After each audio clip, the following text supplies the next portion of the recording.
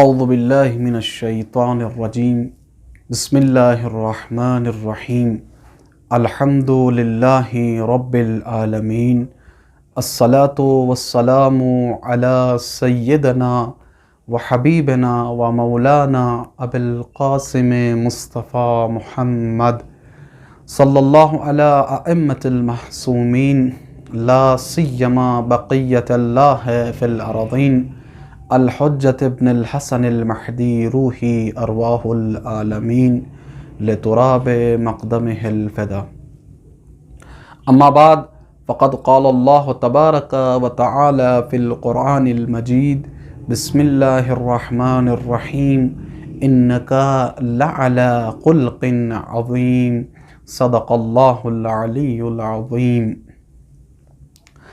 سب سے پہلے آپ تمامی حضرات کی خدمت میں سلام عرض کرتا ہوں اور پروردگار سے دعا کرتا ہوں کہ پروردگار ماہ مبارک رمضان کے آخری ایام ہیں، آخری اوقات ہیں۔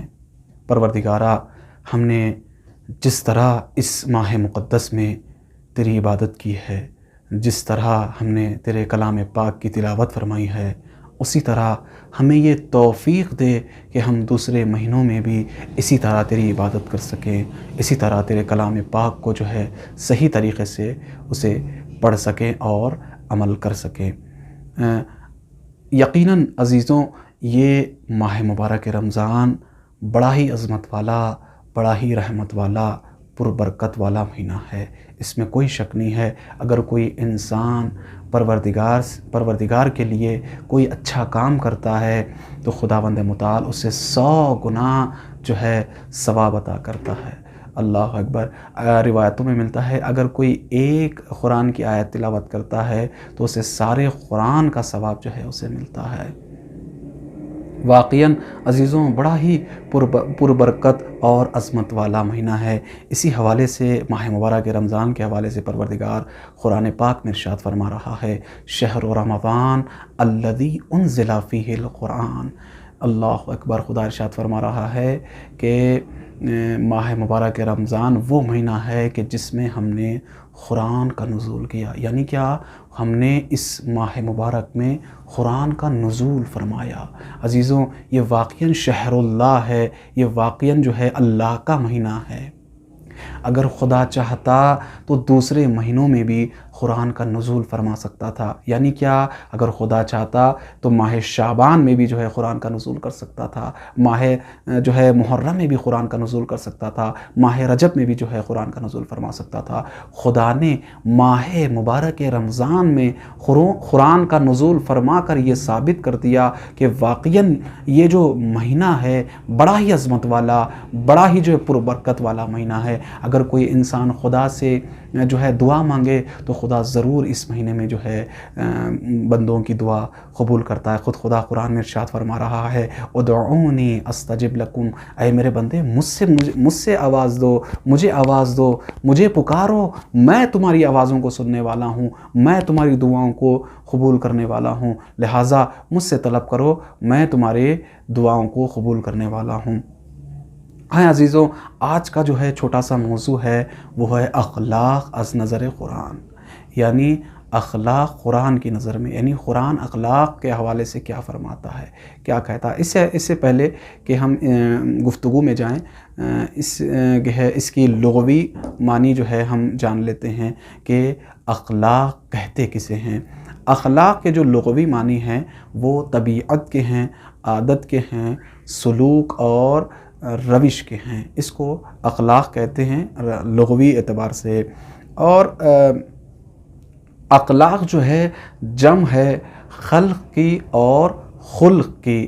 اگر ہم جو پہلا والا حرف ہے اس پر فتحہ یعنی کہ زبر دے کر پڑھیں، اس کا مطلب یہ ہوتا ہے کہ انسان کی ظاہری شکل و صورت کو کہتے ہیں۔ یعنی کیا، انسان کی ظاہری صورت و شکل، کیا مطلب؟ اس کا مطلب یہ ہے کہ انسان کے اعضاء، کلر، انسان کا جو ہے بال، جو ہے اس کا جسم، اس کو جو ہے اگر فتح یعنی کہ زبر دے کر پڑھیں خے پر، اس کو کہتے ہیں انسان کی ظاہری صورت و شکل کو کہا جاتا ہے۔ اور خلق جو ہے، اگر خے جو پہلا والا حرف ہے اگر ہم اس پر یعنی ضمہ یعنی کہ پیش دے کر پڑھیں، اس کا مطلب یہ ہوتا ہے کہ اندرونی یعنی باطنی صورت و شکل کو کہا جاتا ہے۔ اس حوالے سے رسول اللہ دعا فرماتے ہیں کہ اللہم حسن خلقی کما حسنت خلقی، یعنی کیا رسول اللہ فرماتے ہیں کہ پروردگار جس طرح تو نے مجھے ظاہری طور پر خوبصورت اور نیک بنایا ہے، اسی طرح مجھے جو ہے کیا کرے، مجھے باطنی طور پر بھی جو ہے مجھے کیا کر دے، یعنی خوبصورت بنا دے، نیک بنا دے۔ یعنی میں ایک چھوٹی سی مثال کے ساتھ آپ کو واضح کروں۔ مثال یہ ہے کہ اگر مثال کے طور پر آپ کسی انسان کو یہ کہیں کہ فلاں انسان خلق اور خلق دونوں اعتبار سے نیک اور خوبصورت ہے، اس کا کیا مطلب؟ اس کا مطلب یہ ہے کہ وہ ظاہری طور پر اور باطنی یعنی کہ اندرونی طور پر دونوں طریقوں سے وہ خوبصورت ہے اور نیک ہے۔ اب ہم آتے ہیں فوائد اخلاق، یعنی کوئی بھی جو ہے ہم موضوع انتخاب کرتے ہیں اس میں فوائد ملتے ہیں، یعنی کیا فائدہ ملتا ہے۔ ہم نے مثال کے طور پر ہم کوئی کام انجام دے رہے ہیں، یعنی کوئی چیز پڑھ رہے ہیں تو اس میں ایک فائدے بھی ہوتے ہیں، یعنی اخلاق میں بھی فائدہ ہے، یعنی جس کے پاس اچھا اخلاق ہوتا ہے تو اس کا کیا فائدے ہیں، یعنی کافی زیادہ فائدے ہیں۔ میں بس 3-4 جو ہے آپ حضرات کی خدمت میں واقعے کے ذریعے جو ہے یا مثال کے ذریعے آپ حضرات کی خدمت میں عرض کروں گا۔ یعنی پہلا جو فائدہ یہ ہے، اچھے اخلاق جو ہے رسول اللہ کے قریب کرتے ہیں، یعنی کیا؟ اس کا مطلب یہ ہے روز قیامت میں جنت میں جو ہے جس کا اخلاق اچھا ہوگا وہ رسول اللہ کے قریب ہوگا۔ یعنی کیا مطلب؟ یعنی ایک شخص جو ہے رسول اللہ سے سوال کرتا ہے کہ یا رسول اللہ جو ہے آپ کے نزدیک جنت میں کون ہوگا؟ تو رسول اللہ ارشاد فرماتے ہیں میرے نزدیک یعنی میرے قریب سب سے زیادہ وہ ہوگا جس کا اخلاق اچھا ہوگا۔ یعنی کیا مطلب؟ اس کا مطلب یہ ہے عزیزوں، چاہے انسان تنہائی میں ہو، چاہے جو ہے لوگوں کے درمیان ہو، چاہے محفل ہو، چاہے مجلس ہو، یعنی سب میں جو ہے انسان کا اخلاق اچھا ہونا چاہیے۔ ایسا نہیں ہونا چاہیے کہ مثال کے طور پر انسان مجلس میں بیٹھا ہے یا محفل میں بیٹھا ہے، لوگوں کے درمیان ہے تو لوگوں کے سامنے جو ہے اس کا اخلاق بہت اچھا ہے، جب جو ہے یہ گھر جائیں اپنی بیوی اپنے بچوں کے ساتھ اپنے اہل خانہ کے ساتھ کیا کرے، اس کا اخلاق بد ہو، یعنی اپنی بیوی سے یہ کہیں کہ میری فائل کہاں گئی، میرا جو ہے لیپ ٹاپ کہاں گیا، میرا یہ کہاں گیا۔ تو لہٰذا یہ انسان کو چاہیے، کہنے کا مقصد یہ ہے کہ انسان کو چاہیے کہ چاہے وہ تنہائی میں ہو، چاہے وہ فیملی کے ساتھ ہو، چاہے وہ محفل میں ہو، چاہے وہ مجلس میں ہو، چاہے لوگوں کے درمیان ہی کیوں نہ ہو، اس کا اخلاق خوبصورت یعنی کہ اچھا ہونا چاہیے۔ تو رسول فرماتے ہیں کہ جس کا اخلاق اچھا ہوگا، سب سے پہلا فائدہ یہ ہے کہ رسول اللہ روز قیامت یعنی جنت میں رسول اللہ کے نزدیک جو ہے وہ شخص ہوگا جس کا اخلاق اچھا ہوگا۔ اور دوسرا جو ہے فائدہ اس کا یہ ہے کہ اچھے اخلاق کی برکت سے دشمن بھی دوست بن جاتا ہے۔ اللہ اکبر، یعنی جس کا اخلاق اچھا ہوتا ہے دشمنی بھی جو ہے دوستی میں تبدیل ہو جاتی ہے۔ ایک واقعے کے ذریعے آپ کو میں سمجھاؤں کہ ایک شخص ہوتا ہے جس کے دل میں یہ نفرت بھرتی جاتی ہے، امام کے حوالے سے، امام علی علیہ السلام کے حوالے سے نفرت بھرتی جاتی ہے کہ علی جو ہے اچھا آدمی نہیں ہے، جو ہے برا آدمی ہے، اس طرح نعوذ باللہ جو ہے اس طرح اس کے دل میں نفرت بھر دیتے ہیں امام کے حوالے سے۔ تو وہ شخص جو ہے شام سے تعلق رکھتا ہے اور شام سے جو ہے وہ امام کو قتل کرنے کے لیے یعنی مارنے کے لیے وہ مدینہ تشریف لاتا ہے، یعنی امام حسن اور امام علی علیہ السلام کے شہر تشریف لاتا ہے تاکہ امام کو قتل کر دیں۔ اللہ اکبر۔ عزیزوں، جیسے وہ امام کے وطن میں تشریف لاتا ہے تو لوگوں سے پوچھتا ہے کہ یہ بتاؤ کہ علی نام کا شخص کہاں رہتا ہے، تو امام حسن مجتبیٰ علیہ السلام اس منظر کو دیکھ رہے ہوتے ہیں اور اس کے قریب جاتے ہیں، پوچھتے ہیں اے شخص تو ایسا لگ رہا ہے کہ تو مسافر ہے، کافی دور سے جو ہے سفر کر کے آیا ہے، اگر تیرے پاس گھر نہیں ہے تو آؤ ہمارے گھر میں استراحت کرو، آؤ ہمارے گھر میں آرام کرو، اگر تمہارے پاس لباس نہیں ہے ہم تمہیں لباس دیں گے، اگر تمہارے پاس سواری نہیں ہے تو ہم تمہیں سواری عطا کریں گے، اگر تمہارے پاس کھانا نہیں ہے تو ہم تمہیں کھانا کھلائیں گے، تو لہٰذا ہمارے گھر تشریف لاؤ۔ چونکہ یہ جو شخص آیا تھا کافی دور سے سفر کر کے آیا تھا تو کافی تھک چکا تھا، تو امام حسن کے ساتھ یہ گھر چلا گیا، تو امام حسن نے اچھی سی خدمت کی، اس کی خدمت کرنے کے بعد اسے اچھے لباس دیے، اچھا کھانا کھلایا، کھلانے کے بعد اچھی سواری بھی دی، تو آخر یہ وقت آیا کہ وہ شخص امام حسن سے پوچھنے لگا، اے شخص یہ بتاؤ کہ تم کون ہو، علی نام کا شخص کہاں رہتا ہے؟ تو امام حسن مجتبیٰ مسکراتے ہیں اور فرماتے ہیں کہ جس شخص کی تمہیں تلاش ہے، یعنی جو شخص کو تم مارنا چاہ رہے ہو، جس شخص کو تم قتل کرنا چاہ رہے ہو، میں اسی کا فرزند ہوں۔ اللہ اکبر! اتنا سننا تھا عزیزوں، یہ خوبصورت کلمات جیسے وہ شخص نے سنا، اپنی تلوار نیچے پھینکی اور امام حسن کے پیروں میں گر گیا اور کہنے لگا کہ اے علی کے بیٹے، جس بیٹے کا اخلاق اتنا خوبصورت ہو، اس باپ کا اخلاق کتنا پیارا ہوگا۔ اللہ اکبر! عزیزوں، اس طرح جو ہے دوسرا فائدہ کیا ہے؟ دوسرا فائدہ یہ ہے کہ اچھے اخلاق سے دشمنی بھی جو ہے دوستی میں تبدیل ہو جاتی ہے۔ تو یہ ہو گیا دوسرا فائدہ۔ اور تیسرا جو ہے، اچھے اخلاق کی برکت سے دین کا کام خوب ترقی کرتا ہے۔ یعنی کیا؟ یعنی اگر آپ کے پاس اچھے اخلاق ہوں گے تو دین اچھے طریقے سے جو ہے ترقی کرے گا۔ یعنی ایک واقعے کے ذریعے میں آپ کو سمجھاؤں، اس لیے واقعات میں بیان کر رہا ہوں تاکہ آپ لوگوں کو سمجھ آ جائے۔ واقعہ یہ ہے کہ ایک بڑھیا رہتی ہے، فلان شہر میں زندگی بسر کر رہی ہوتی ہے، تو اس کو یہ پتہ چلتا ہے کہ مکے سے تعلق رکھنے والا ایک شخص محمد ہے جو کہ دین کو منحرف کر رہا ہے، لوگوں کے دین کو جو ہے منحرف کر رہا ہے۔ اس عورت کو یہ ڈر تھا کہ کہیں میرا بھی دین جو ہے یہ منحرف نہ کر دیں، کہیں میرے دین سے یہ دور نہ کر دیں، اس لیے کہ یہ خوف رکھتی تھی دل میں کہ ہمارے بزرگوں نے اسے محفوظ رکھنے کے لیے کافی مشقتیں، کافی محنتیں کی ہیں، تو لہٰذا میں ضائع نہیں ہونے دوں گی۔ تو ہمارے دین کو محفوظ رکھنے کے چکر میں جو ہے یہ کیا کر رہی تھی؟ سارا سامان اکٹھا کر رہی تھی۔ اس کو یہ پتہ چل گیا کہ محمد نامی شخص جو ہے ان کے شہر آ رہا ہے، اور اسے یہ خوف تھا کہ کہیں ہمارا دین منحرف نہ کر دیں، کہیں ہمارا دین سے نکال کر اس کے دین میں جو ہے ہمیں نہ لے لیں۔ تو لہٰذا یہ کیا کر رہی تھی؟ جو ہے اپنا سارا سامان جو ہے اکٹھا کر رہی تھی، اکٹھا کر کے اور کیسا بھی کر کے جو ہے نیچے لے آئی تاکہ دوسری جو ہے شہر چلے جائے، دوسرے جو ہے گھر چلے جائے۔ تو اتنے میں ہی رسول اللہ جو ہے اس بڑھیا کو دیکھ رہے ہوتے ہیں۔ دیکھنے کے بعد دیکھتے ہیں کہ جو ہے اس بڑھیا کا سامان کافی بھاری ہوتا ہے، کافی وزنی ہوتا ہے۔ تو رسول اللہ دیکھتے ہیں کہ جو ہے اس کا سامان بہت زیادہ وزن ہے، چونکہ بڑھیا بھی ہے، ضعیف بھی ہے، اٹھا نہیں پائے گی، تو کیوں نہ ہم اس کی مدد جو ہے کر دیں۔ رسول اللہ جو ہے اس کے قریب جاتے ہیں، قریب جانے کے بعد کہتے ہیں کہ بڑھیا عورت، شاید تمہارا سامان کافی زیادہ بھاری ہے، کافی وزنی ہے، کیا میں مدد کر دوں اٹھانے میں؟ تو بڑھیا کہتی ہے یقیناً میں تمہارا بڑا شکر گزار رہوں گی، لہٰذا تم اس سامان کو جو ہے اٹھا لو۔ تو رسول اللہ کچھ کہتے نہیں ہیں، سامان اٹھا لیتے ہیں، اس بڑھیا کے ساتھ چلتے گئے۔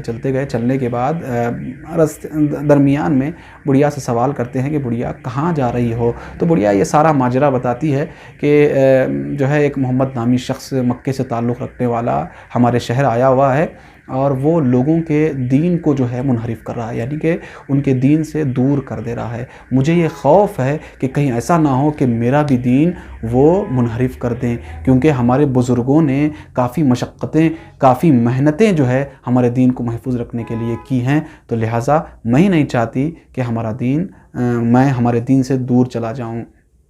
تو جیسے چلتے جو ہے بڑھیا کی منزل آ جاتی ہے، تو سارا سامان جو ہے وہ رسول اللہ بڑھیا کے حوالے کرتے ہیں، اور بڑھیا کہتی ہے کہ اے شخص تیرا بہت شکریہ، کیونکہ تم نے اتنا دور جو ہے میرا سامان، وہ بھی وزنی اور اتنا بھاری سامان جو ہے اٹھا کر میری مدد کی۔ اور تیرا نام کیا ہے؟ جیسے میں گھر جاؤں گی، میرے اہل خانہ سے ملوں گی تو تمہارے قصیدے پڑھوں گی، میں تمہاری تعریف کروں گی کہ فلاں شخص جو ہے مجھے اتنی میرے بھاری سامان جو ہے اٹھا کر میری مدد کی۔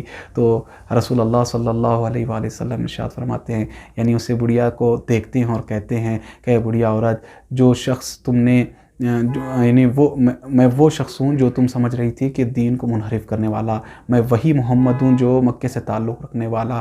عزیزوں جو ہے بڑھیا یہ خوبصورت کلمات سننے کے بعد رسول اللہ کے پیروں میں گر جاتی ہے، کہتی ہے کہ یا رسول اللہ مجھے معاف فرما دیں، مجھے نہیں پتا تھا کہ آپ کا اتنا اچھا اخلاق ہے، جس شخص کا اتنا اچھا اخلاق ہوگا وہ کبھی لوگوں کے دین سے منحرف نہیں کر سکتا، وہ کبھی بھی جو ہے لوگوں کے دین سے دور نہیں کر سکتا تھا۔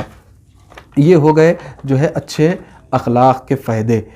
اب آتے ہیں ہم لوگ کہ جب کوئی انسان کے پاس بد اخلاق یعنی اخلاق نام کی کوئی چیز نہیں ہوتی، اس کے نقصانات کیا ہیں، جس کے پاس اخلاق نہیں ہوتا ہے اس کے کیا کیا نقصانات ہیں، بس میں 2-3 جو ہے آپ حضرات کی خدمت میں عرض کروں گا۔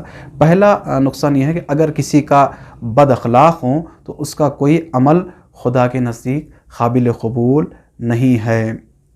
عزیزوں، اگر آپ کا بد اخلاق ہوگا تو خدا کے نزدیک یہ ہے کہ آپ کا کوئی بھی عمل قابل قبول نہیں ہے، یعنی کہ اللہ آپ کا کوئی بھی عمل جو ہے قبول نہیں کرتا جب تک آپ کے پاس اچھا اخلاق نہ ہو۔ میں چھوٹے سے واقعے کے ذریعے آپ کی خدمت میں بتا سکوں، یعنی مثال کے ذریعے یا چھوٹے سے واقعے کے ذریعے جو ہے آپ کی حضرات کی خدمت میں عرض کروں کہ یہ ہے کہ یعنی کیا مطلب، یعنی آپ کا اخلاق اچھا نہیں ہوگا تو کوئی بھی عمل جو ہے خدا کے نزدیک قبول نہیں ہوگا۔ اس کا کیا مطلب؟ اس کا مطلب یہ ہے کہ ایک چھوٹے سے واقعے کے ذریعے آپ کو میں سمجھاؤں، یہ ہے کہ ایک عورت جو ہے ہوتی ہے اپنے کنیز کے ساتھ جو ہے بد اخلاق کے ساتھ پیش آتی ہے، یعنی اس کو برا بھلا کہتی ہے، یعنی غصے سے پیش آتی ہے۔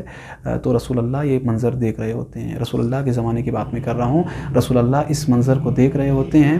دیکھنے کے بعد جو ہے اپنے غلاموں کو کہتے ہیں کہ اے غلاموں، جاؤ اس عورت کو دعوت پہ لے آؤ۔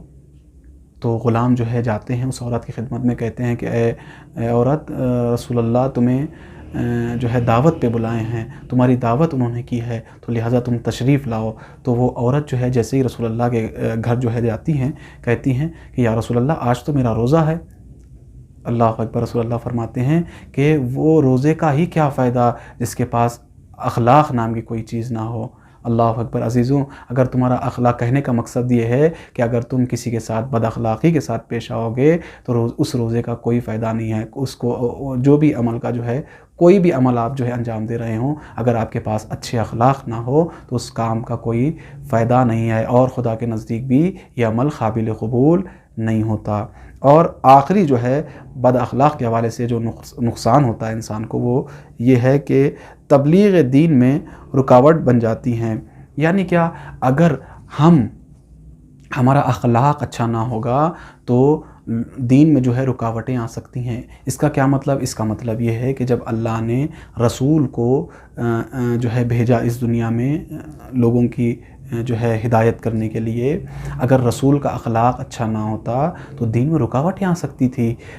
جو ہے رسول اللہ کا اخلاق اچھا ہونے کے جو ہے رسول اللہ کا اخلاق اچھا تھا تب لوگ جو ہے رسول اللہ کے نزدیک آئے۔ اگر رسول اللہ کا اخلاق اچھا نہ ہوتا تو لوگ رسول اللہ سے جو ہے کنارہ کشی کر لیتے، چاہے رسول ہو چاہے عام انسان ہو۔ آپ دیکھیے گا اپنے روزمرہ زندگی میں یہ ہوتا ہے کہ جس کا اخلاق اچھا ہوتا ہے، دین میں جو کیا ہوتی ہیں، دین میں رکاوٹ جو ہے ہو جاتی، یعنی جس کا اخلاق اچھا ہوتا ہے تو دین میں رکاوٹ نہیں بنتی۔ اگر بد اخلاق ہوتا ہے تو دین میں رکاوٹ آ سکتی ہے۔ یعنی رسول لوگوں کے درمیان جب گئے تھے تو ان کا اچھے اخلاق کے اعتبار سے وہ صادق کہلائے گئے، اچھے اخلاق کے اعتبار سے جو ہے وہ سچے کہلائے گئے اور امین کہلائے گئے۔ اگر رسول اللہ کا اخلاق اچھا نہ ہوتا تو لوگ ان سے کنارہ کشی کر لیتے، دوری اختیار کر لیتے۔ تو لہٰذا یہ ہے کہ دوسرا جو بد اخلاق کا نقصان یہ ہے کہ تبلیغ دین میں جو ہے رکاوٹ بن سکتا ہے۔